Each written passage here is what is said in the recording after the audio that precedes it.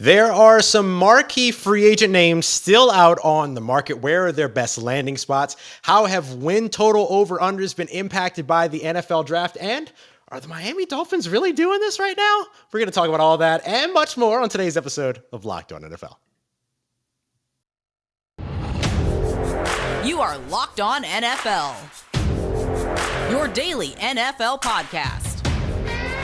Part of the Locked On Podcast Network, your team every day.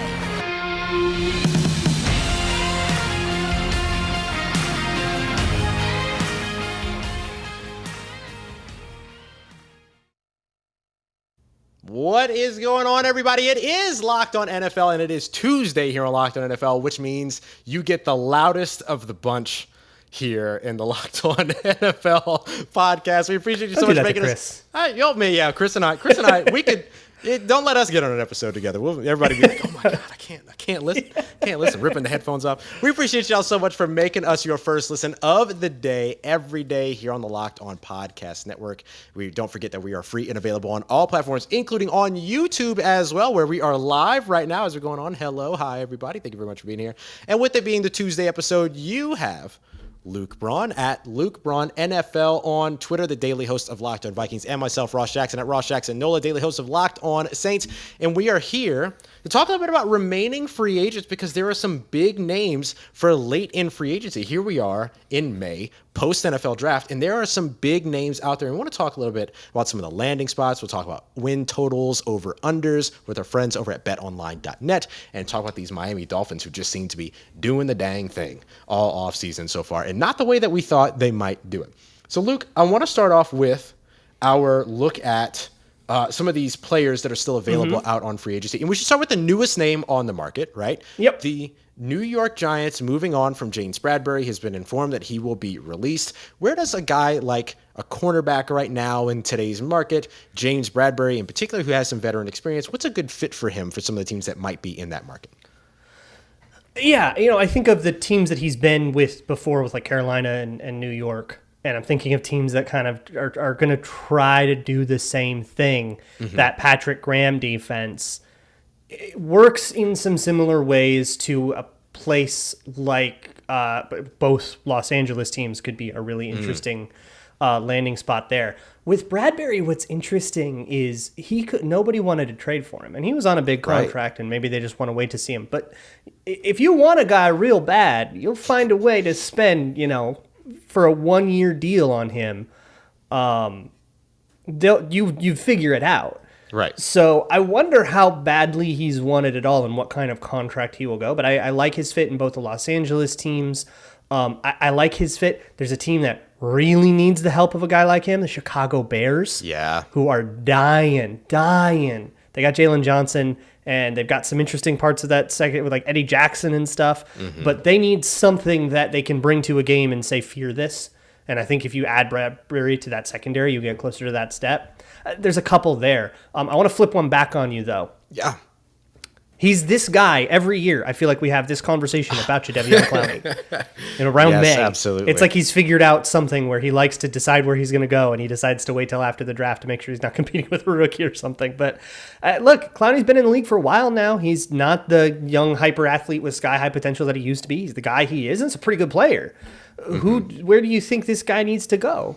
Well, I mean, for me, he's somebody that stays right where he is. Like, he's one of the few guys. Like, there's a couple of guys we're not going to talk about, like Rob Gronkowski and Odell Beckham Jr., because they're probably going to stay right where they ended up if they continue on the season. But I do think that Jadeveon Clowney's one of those guys, so I could see him right back with the Cleveland Browns. I like what the Cleveland Browns have done so far this offseason, but the edge rusher position is still a spot where they could use a little bit of help. They could use that veteran presence, all of that. He's somebody that didn't necessarily pan out in some of these other landing spots that he's had. But I'll tell you what would also be interesting. What if he had a little bit of a homecoming and went back to the Houston Texans?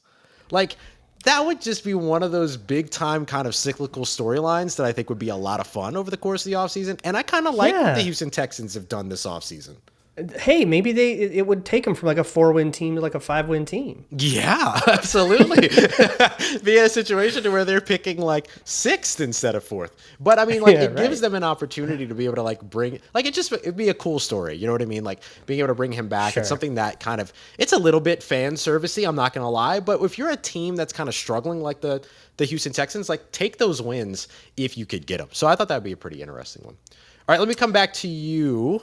Now, we got another J name for you. This one's going to be on the offensive side, though. Wide receiver Jarvis Landry. According to Mary Kay Abbott of Cleveland.com, the door is closed on a return to Cleveland. So where's the place where he might fit? So I'm thinking of a team. I'm trying to think of teams that are young, that need, that veteran leadership. I see what you're implying. I was going to stay in the division. Atlanta could use him. Because Atlanta's really barren and devoid of talent. Yeah. And a guy like Jarvis Landry with Marcus Mariota, Arthur Smith there, I can envision those skill sets turning into something really cool. Mm-hmm. I like it in Atlanta. I think, right now Green Bay is relying pretty much entirely on young guys, Christian Watson and Romeo Dubes. Get Jarvis Landry in there to bring those guys along and to help bridge the gap between old man Aaron Rodgers and these young kids. That could work. I could see it on your Saints, though. Yeah. Especially, they're still trying to kind of build what the next look of that offense is, post-Sean Payton, post-Drew Brees. Let me get a lot bigger and a lot more defensive. Because I've got a guy that I have wanted the Vikings to find a way to sign for forever. I have no idea if it's ever going to be in the cards. Mm-hmm. But he's a Viking killer, and I want him on the other side. Akiem Hicks. Yes. Akiem Hicks has been a nightmare. Former New Orleans. Please tell me somewhere outside of the NFC North, preferably outside of the NFC in general, that he can go to so he can no longer populate my nightmares. Well, I actually looked at Akiem Hicks as being a really good fit for the Minnesota Vikings. I thought that he would be a fun fit for them because God's ears. Dalvin Tomlinson is really like kind of the lead guy there. They're shifting. They're going to that 3-4 defense, all that. So he could be somebody that could slide in there and be really impactful. He has a little bit of a connection with some of the defensive staff already with defensive coordinator Ed Donatell there, who used to be the defensive backs coach in Chicago. So there's a little bit of overlap in terms of what that looks like. So I'm not really going to give you a spot outside the NFC. If I'm being honest, I'm going to give you your spot within the NFC. That's the only acceptable. It's the only acceptable place. Yeah, they have Harrison Phillips as well, but like kind of tripling up on that, I don't think would be necessarily a bad thing. Yeah. Let's squeeze one more in. Let's do it. We got old one man more Melvin Ingram. Melvin Ingram. Yeah, that's exactly where I was going to. Okay, I'll give my answer pretty quick, and then we can wrap it up. That we both get an answer on this one. I'm going Baltimore Ravens for Melvin Ingram. Lost to Darius Smith. You know where he went. I think that the other piece of it is that they drafted David Ojabo, who isn't going to be able to play his first season in the NFL. He had that knee injury during the Michigan Pro Day. So you get Melvin Ingram there, who's maybe able to kind of mentor him a little bit, especially if you can get him on a 2-year contract. But it just kind of gives them a bit of an edge rusher presence where they have a big need right now. Yeah, I also probably would have said the Ravens, but in the interest of coming up with a different one, I'll just follow Wink Martindale, who I still think of as a Raven, but now he's a New York Giant. There you go. And imagine putting that dude next to Kayvon Thibodeau. And again, you get that kind of mentor pairing with the young kid, And Thibodeau, from my pre-draft, is a guy that I kind of think needs to learn to pick his battles a little better, and that's a very veteran thing. He gets into engagements that aren't necessarily to his advantage, and kind of getting that sense for I'll call it the tactics of defensive line from Melvin Ingram would just be awesome. That's a great one. So we want to talk about some other offseason stuff. We want to talk about the win totals, and we want to talk about the Miami Dolphins, who are having a really cool offseason, and I think it's just cool to take stock. But first, we're going to talk about the win totals, which you can find at betonline.net. Every team, regular season, over-unders, you can find division placement. Will they be second or third in the division? And you can find, of course, you can bet on basketball or hockey playoffs. You can bet on WNBA just kicked off. You can bet MMA. You can even play your favorite Vegas casino game. So head on over to betonline.net. All things news, odds, scores. You can build wild parlays with their player props builder, and even bet in the middle of a game with their live betting thing. So betonline.net. Go get yourself a gambling at BetOnline, where the game starts.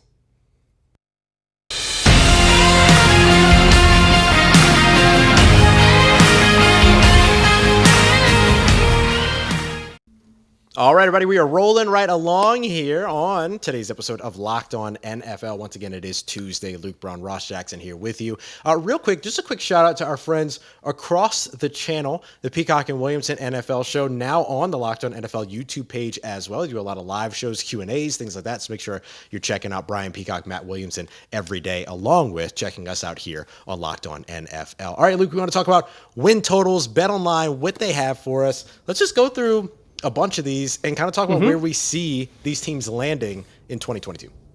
Yep, I'm going to throw a whole bunch of them on you, and I told you that you weren't allowed to look them up beforehand, so good luck. I'm going to throw a weird one. Denver Broncos, over under 10 wins. The over is minus 130. The under is plus 100, so the market thinks that over is a lot more likely there. Yeah. Now, are the Kansas City Chiefs still the truth in the AFC West, and have the Los Angeles Chargers caught up? You know what I'm going to do? Sorry, Cody. Sorry, Sarah. I'm going under when it comes to the Denver Broncos. It's just such a tough division, man. Like, it's going to be challenging to walk away with 11 wins. I know it's a 17-game season, but not only are you playing in the AFC West 6 times a year, but you're also playing in the AFC, which has gotten progressively better over the course of the season. Maybe you're going to get 3 playoff teams out of the AFC West. I don't know.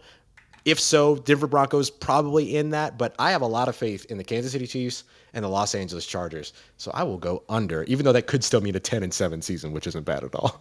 Yeah, well, that'd be a push. It's because it's 10, not 10.5. Oh, it is on 10. Okay. Yes, and the Chargers are also exactly 10, and the Chiefs are 10.5. So the betting market thinks they're all going to be good. Yeah. And somebody's going to fall short, right? Like just law of averages. Somebody has to. I don't know. I was never a big Nathaniel Hackett believer. Even before the Broncos hired him, I kind of thought his job was to be Aaron Rodgers' pacifier in chief. And I don't really know how that translates. You know, that plus being like a decent scheme guy, I didn't really see it translating into like true head coach. And when the Broncos hired him, I was like, I don't know about that fit with what they have going on over there. But going and getting Russell Wilson, it does a lot. And I think that pairing does make a little more sense. So I could see it, but I think I'm with you on the under. Let's go with, I just want to find like the trashiest team I can find. Seattle Seahawks, speaking of Russell Wilson, over under 5.5. Do you think they can win 6 games in this league? They got 17 chances. Do you think they can win 6 of them? I'm going to be honest with you. No. I don't know. No. I'm going under. I think the Seattle Seahawks and the Atlanta Falcons potentially are the 2 teams that are like early competitors for the number 1 overall selection. I'm not going to lie to you. Like, I think Seattle's atrocious right now. Sorry, Corbin. Sorry, Rob. Locked on Seahawks guys, but like I think that they would agree though. Like it's going to be a struggle. It's going to be a struggle for that team to pull off some wins. Like they're going to get a couple of lucky ones, but again, you're playing in a tough conference. The NFC West is good, right? It's not what it was last season, I don't think. I think the Arizona Cardinals taking a little bit of a step back. I think the Los Angeles Rams are still very good. We'll see what happens with the San Francisco 49ers. I consider them a little bit of a question mark going in, but it's a tough enough division, and I just don't see them really getting to a point to where they're really pushing 7-8 wins, anything like that. I'll actually take the under on 5.5. I think they draft top 5 this year. Yeah. Like this is one of the like most barren rosters Drew Lock has ever been a part of. And those Drew Lock rosters where he was on the Broncos and they had some talent around him, those weren't good seasons, and this figures to be worse. And Drew Lock is one of the most barren quarterbacks that a roster has been a part of. So like, there's like Drew Lock is not gonna be a guy that's gonna elevate these guys. You know what I mean? Yeah, it's dark in Seattle. Yeah. I don't really know. It feels like it still has to get a little worse before it can get better, and that's a dark place to be. Right. All right, Homer test. New Orleans Saints, over under 8.5 wins. The under is minus 140, and the over is plus 110. So the market really heavily favoring that under. Are you going to take that plus 110 over? Yes. Of course you yes, are. I am. Of course I am. Of course I am. They added Tyrann Mathieu. There's no stopping them. 17-0 now. No, but I do think that this is a team that is better than last year's roster, which started an NFL record 58 players, 4 different quarterbacks throughout. played a game with 20 plus starters out. I can't see this year's roster and the talent that this team has on it winning fewer games than they won last year in the situation that they were in. The big difference is no Sean Payton, though. That'll be the biggest X factor in terms of, and it's a huge difference. But if the Saints are going to be a defensively minded team and win based on the merits of defense, because remember, Sean Payton last year, 32nd ranked offense, 32nd ranked passing offense. So where was Sean Payton in that? You know what I mean? Like, how much of an impact did Sean Payton really have on those 9 wins, considering that part outside of maybe the opening couple of weeks? So for me, I think we've seen this team win without Sean Payton being able to impact because of how, I'm going to use your word again, barren the Saints offense was last year. So I have a hard time picturing this team losing or winning fewer games than they did last season. I love the Chris Olave Jameis Winston connection. I think that can be very fun, and I think Olave is a steadier presence that might be able to kind of rein in his worst tendencies. I could see it happening, but 8.5 is kind of where BetOnline likes to put teams it seems like has no idea what to do with. Right. This is where the Raiders go. It's where the Cardinals go. It's where the Saints go, Vikings, Patriots, like the Eagles, these kind of weird teams that are in like weird stages of maybe transitioning from one thing to the next. Yeah. And the Miami Dolphins, who we will talk about next. But first, let me talk to you about all of your cars. It is important to take care of your car. If you have a problem with your car, a weird noise, a light's on or something like that, anything funny feeling, take it in, get that thing fixed. I guarantee it's cheaper now than it will be later. Always. That's how cars work. And if you're worried about the price, Rock Auto can help you out. What you do is you go to the mechanic. They're going to tell you what you need. They're going to try to upcharge the hell out of you for that piece. Go to rockauto.com, enter your make, your year, and your model. You're going to get the same part, maybe, the like same manufacturer or same quality at least part. You can get that delivered straight to your door, and you can save a bunch of money. So why spend 30, 50, even 100% more on the same part that the mechanic just kind of knows that you're not going to look into it and they're going to upcharge you? Don't let them get away with that. Go to Rock Auto, get the part, bring it to the mechanic. Most mechanics will say, I'll just, charge you for the labor then and install the part for you. And you don't have to have expertise. Rock Auto's got you covered. They've been doing this online for 15 years. They're a family company. They've got you. So head on over to rockauto.com. Whatever it is that you buy there, make sure you let them know in the How You Heard About Us section that Locked On sent you. Rock Auto, amazing selection, reliably low prices, all the parts your car will ever need.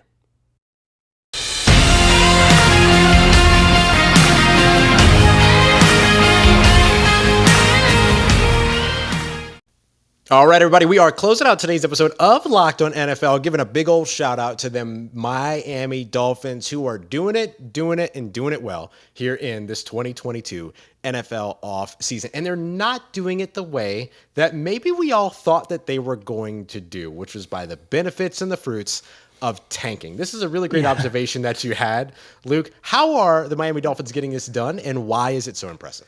It's like they're doing it despite the tank. Which is crazy, because what the tank was supposed to be was one down year, right? That's what a tank is supposed to be. We're just going to crater this year, and then we'll get all the draft picks and all the cap space, and then, we're going to be able to build this awesome team. But if that is supposed to take, 2 years after the down year, why not just do a 3-year slow build plan where you can be competitive in the meantime, right? Right. That's kind of always been my tanking thing. And with the Dolphins, not only did their tank get them in a bunch of trouble, screwed up a whole bunch of things. Might have screwed up their Tom Brady plans, right? We talked about that with David a few shows ago. Put on the tinfoil hat and everything. But in spite of all that not working, they had Laramie Tunsil, who fell to them in one of the weirder draft nights ever, right? God, that was so strange. Traded him to the Texans for a first-round pick, which turned out to be number 3 overall. Flipped that into 3 more third-round picks because the 49ers wanted to move up to get Trey Lance. Now they've turned Laramie Tunsil into Tyreek Hill and then some. And now they seem so set up and so flush with resources. It's not really because they tanked. It's because they took a player and managed to sprinkle fairy dust on him and turn him into more. And that is the way you build, is by taking an asset and finding a way to convert it into something that's worth more than that. Yeah. And that's the game. And when you can accomplish that, you deserve all the praise in the world, because that's so hard to do. Taking a season and turning it from this gave us the 12th pick to this gave us the 8th pick is not the path to enlightenment in the NFL. Taking a player like Laramie Tunsil and turning him into Tyreek Hill plus, that's the way, by just winning trades and making good value judgments. And ultimately, quietly, they've built a really interesting defensive roster. Yeah. Now they bring in Sony Michel, which happened today on Monday. That's like they've kind of had running back committees for a while, and I think Michel can be a really good part of one of those. I think they're building a much more responsible team. So I don't see them as a team that tanked and is now reaping the benefits. I see a team that tanked, got smacked in the face over it, learned its lesson, and is now doing things the right way. Yeah, and look, like this offseason has been so good from the coaching hire. Like this isn't recent. You know, we were talking earlier off air that like the Sony Michel signings are really nice when you get him into that room with, you know, Raheem Mostert and some of these other guys in there, and you get to kind of see what happens after training camp and then move forward with some committee built of those players. And of course, Sony Michel was the Rams' leading rusher, Super Bowl championship team was the leading rusher last year for them. And then but it goes all the way back. It was the Mike McDaniel hire, bringing Mike McDaniel in, and then all of a sudden, like being able to sign guys like Cedric Wilson, make that big trade for Tyreek Hill, sign Terron Armstead. Like they've put together a culture there that is one that people want to be a part of, which is shocking. It's shocking based on the fact that this offseason started with a lawsuit. It started with a lawsuit for them. Like how wild is that? And then they turn that around. And now Kyle Krabs over at Locked On Dolphins is wearing polarized shades in videos, psyched about the offseason. Like, how incredible a turnaround did the Miami Dolphins have this offseason? And a lot of it comes down to making good decisions. And you're right.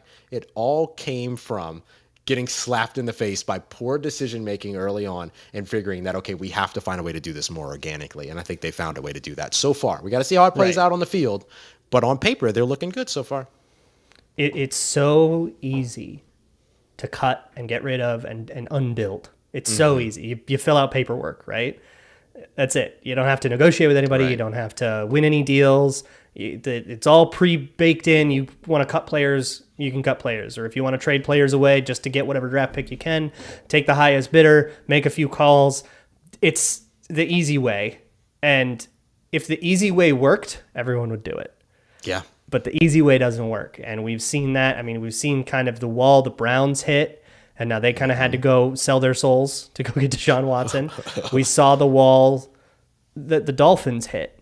And, I mean, they're building around Tua, and they still believe in Tua. And I think the reason that their over-under is only 8.5 is because nobody else believes in Tua. Right. But if it's truly, and, you know, if you listen to, I think they call it Tuanon. If you listen to those guys, that it's all about supporting cast and having the right people around Tua, and then he'll do that. Well, we're testing that theory. He's got the coolest deep receiver ever, and yeah. Yeah, and you get a guy like Cedric Wilson who can operate inside and out. He's a big enough target. He's got good hands. You now have the blindside protector in terms of Terron Armstead that's there. Austin Jackson's still a part of that offensive line. You're now building in terms of the running backs. You have the defense. Like, there's no excuse. And this is what I love about how this works out for Mike McDaniel, biracial king, is that you end up putting him in a situation to where, like, he's not attached to a rookie quarterback that ends up, like, ruining his coaching debut, right? Like, if Tua fails, then all of a sudden, Mike McDaniel, biracial king, gets to come out and say, well, let me go get my guy. Let me go show you and he's what got I can the do leash with to my do it. guy. Yeah, exactly. Because he's put together and helped to build what this offseason has been so far. Right. And I think of, just because I'm so close to the Bears and what the Bears are doing, I think of Nagy coming in and inheriting basically the Mitch Trubisky experience. Yep. And just his whole coaching tenure was that. Until last year when the die was basically cast. Not going through that is a good thing. And you name all those pieces. We see Mostert and Michel and Cedric Wilson and Tyreek Hill and all these guys. And then you think, okay, and then it's a Kyle Shanahan disciple. Like, that's what you have to remember about Mike McDaniel. Everybody loves his vibe and his, like, surfer bro dude thing. But he's a Kyle Shanahan guy. Yep. And he's a whiz kid. Like, he's not unlike, who was I talking about earlier, like the scheme thing. That, like, it's so easy to envision what they're trying to create And you can see, okay, that person goes there, but the person goes there. It's very focused. And I think the focus of it is what I like the most about it. Yeah. And, you don't have to go down, strip everything bare and acquire assets to have an excuse to be smart. You can just start being smart tomorrow. Yes. There's some life advice for you from the Locked On NFL podcast. I love Be it. smart tomorrow. Yes. You don't need to wait 3 years from now. Do it now. Yeah. Okay, let's wrap up on this question. Finishing up with the Miami Dolphins here. The over-under is at 8.5 in terms of BetOnline. 1, over or under, where are you going with the Miami Dolphins? And is this a playoff team this year? I'm going to be a negazord here. I don't think so. Would you just call me? Don't do that to me. Ross, come on now. Behave. We're live.